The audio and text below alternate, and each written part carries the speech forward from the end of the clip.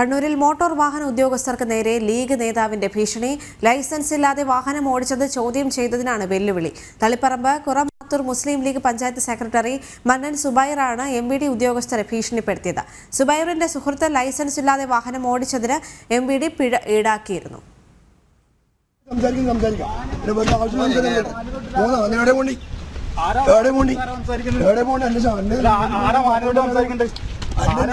ശമ്പളം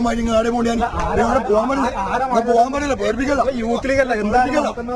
അഭിനയ സാറേ, പേടിപ്പിക്കാതെ നിങ്ങളുടെ നാട്ടിൽ വീട്ടില് അവർ നമ്മൾ പഠിപ്പിക്കണം. നമ്മൾ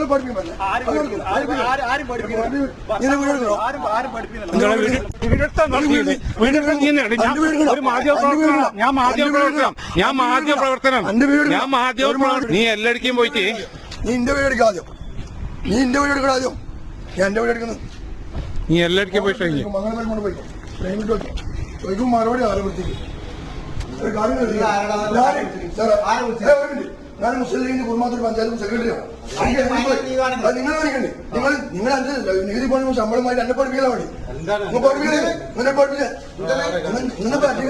തൊട്ടോക്കണം.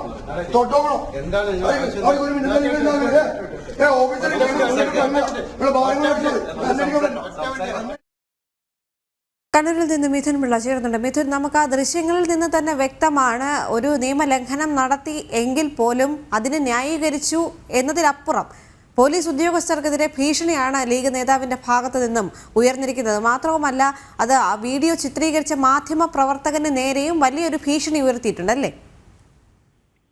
ദേവിക, അതുതന്നെയാണ് സംഭവിച്ചിരിക്കുന്നത്. കണ്ണൂർ തളിപ്പറമ്പിലാണ് ഇത്തരമൊരു അതിക്രമം ലീഗ് നേതാവിന്റെ ഭാഗത്തു നിന്ന് തന്നെ ഉണ്ടായത്.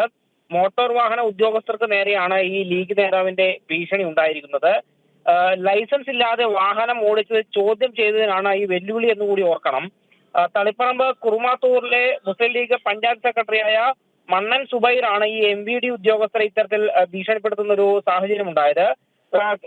കഴിഞ്ഞ ദിവസം സുബൈറിന്റെ സുഹൃത്ത് ലൈസൻസ് ഇല്ലാതെ വാഹനം ഓടിച്ചതിന് MVD പിഴ ഈടാക്കിയിരുന്നു.